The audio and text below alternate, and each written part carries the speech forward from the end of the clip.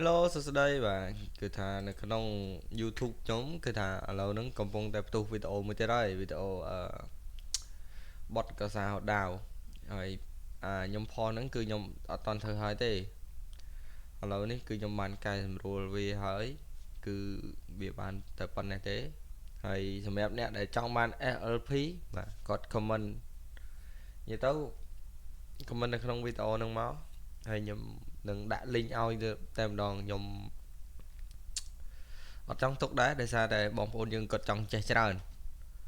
តាមពិតទៅខ្ញុំមិនមែនជាអ្នកចេះខ្លាំងអីទេប៉ុន្តែគាត់ថានេះជាការចែកម្លែករបស់ខ្ញុំអញ្ចឹងណាហើយខ្ញុំក៏ចូលចិត្តស្ដាប់ភ្លេងបែបអកកដងអញ្ចឹងទៅបាទ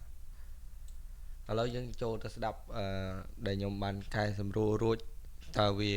ល្អជាងមុនមិនថងថាហើយចង់ដឹងថានៅក្នុងហ្នឹងវាមានឧបករណ៍អីខ្លះដែលខ្ញុំបានបញ្ចូលហ្នឹងបាទឥឡូវយើងទៅស្ដាប់ទាំងអស់គ្នាហើយចាំខ្ញុំសម្រាយឲ្យតាមក្រោយថាខ្ញុំធ្វើអានេះមិនចឹងណាឥឡូវយើងស្ដាប់ទាំងអស់គ្នាទៅអានេះ intro បាទ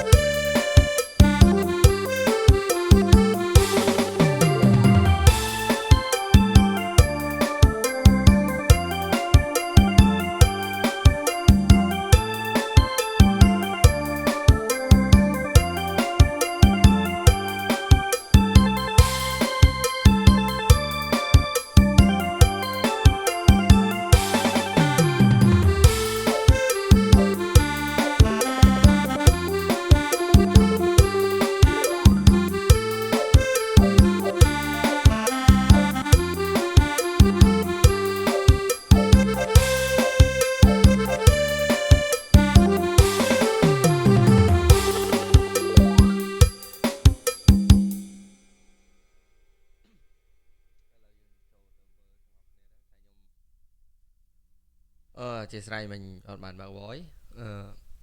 ឥឡូវខ្ញុំចូលទៅមើលក្នុងបច្ចេកទាំងអស់គ្នាតែហ្មងទៅតើនៅក្នុងហ្នឹងគឺខ្ញុំបានបញ្ចូលអីខ្លះបាទហើយសម្រាប់បងដែលចង់បាន drum បាទ drum pad នេះល្បឿនរបស់វាគឺ144 BPM បាទហើយយើងទៅមើល drum ហើយយើងស្ដាប់ទាំងអស់គ្នាទៅ pattern ទី1គឺខ្ញុំប្រើជាមួយស្អីគេនេះ Yamaha S900 បាទ high kit ខ្ញុំប្រើនិយាយទៅខ្ញុំប្រើ2 drum នេះខ្ញុំប្រើបាទ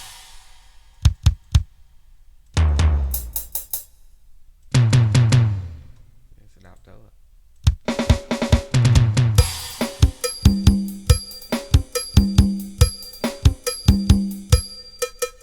បាទនេះគឺជាសលេងតដោកបាទនេះ hi hat បាទអានេះគឺជាសំឡេងតំបាទនេះសំឡេងស្គរតមកយើងមើលខាងកុងហ្គាមេខ្លះខ្ញុំដាក់ snare ខាងកុងហ្គានេះគឺខ្ញុំប្រើ S900 ដូចគ្នាខ្ញុំប្រើ analog kit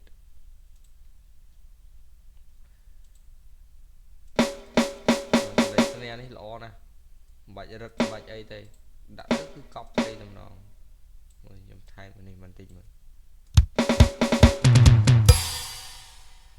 នេះគឺវាជន់គ្នាព្រោះអានេះ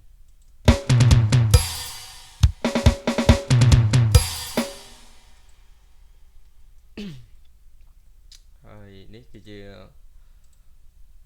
ដែលខ្ញុំចែកលើកមុនណាសំឡេងសអ៊ីសានដែលខ្ញុំធ្វើ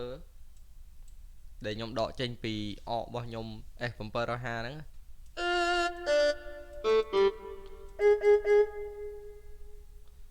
មើល pattern ហ្នឹងទៅហើយខ្ញុំសម្រាយ melody តិចខ្ញុំអត់ដឹងថាបទហ្នឹងតង់នឹងមែនអត់ទេប៉ុន្តែខ្ញុំស្ដាប់មើលទៅវាស្តៀងហើយខ្ញុំក៏ចុច តាមនឹងទៅខ្ញុំមិនមែនជាអ្នកអាជីពទេប៉ុន្តែនេះគ្រាន់តែខ្ញុំធ្វើឲ្យខ្ញុំស្ដាប់លេងនិយាយទៅអា melody intro នេះគឺខ្ញុំបានស្ដាប់ពី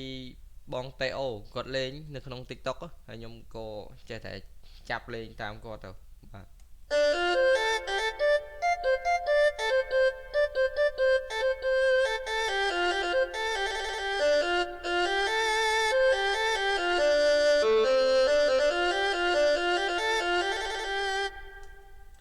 ពីច្រើន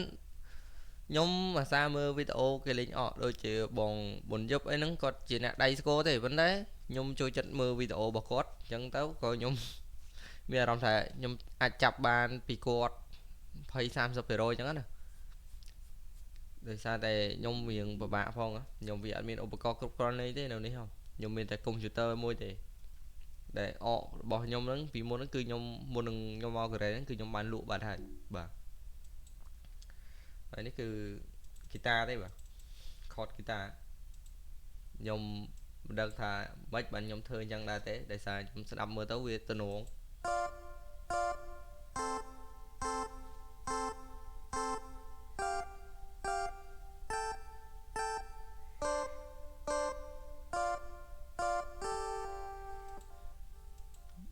និយាយទៅធ្វើភ្លេងបែបអកកណ្ដងគឺស្រួលទេ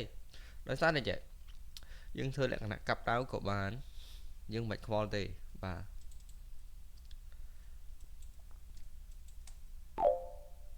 ដូចរនាតអីហ្នឹងខ្ញុំអត់ចេះកោសទេនិ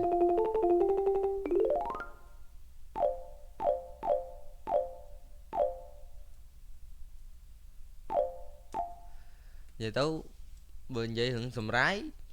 លក្ខណៈដែលខ្ញុំវា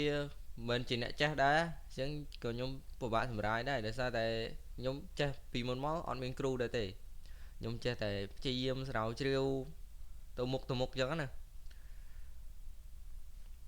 ហើយខ្ញុំក៏មិនដឹងថាម៉េចបើខ្ញុំធ្វើកើតដែរខ្ញុំបាក់បកស្រាយមែនទែននេះគឺជាហ្គីតាបាស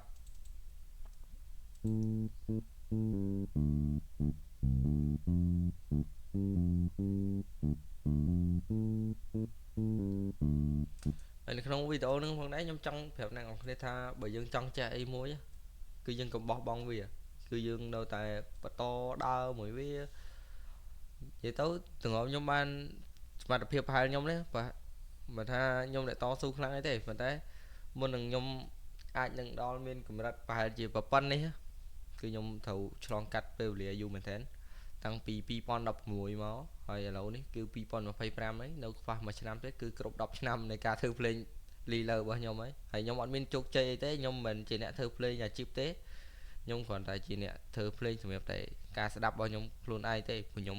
ចូលចិត្តស្ដាប់ចម្រៀងដែលខ្ញុំធ្វើដោយខ្លួនឯងទោះវាអត់ល្អមិនពិរោះអីក៏ខ្ញុំត្រូវតែបញ្ចេញខ្ញុំចូលចិត្តចឹងបាទអរគុណច្រើនហើយវីដេអូហ្នឹងគឺមានតែប៉ុណ្្នឹងទេអរគុណច្រើនជំរាបលាបាយអ្នកនរគ្នាហើយ LP នេះគឺខ្ញុំនឹងតម្លាក់នៅក្នុង Telegram ហើយអត់មាន password ទេអូខេបាយ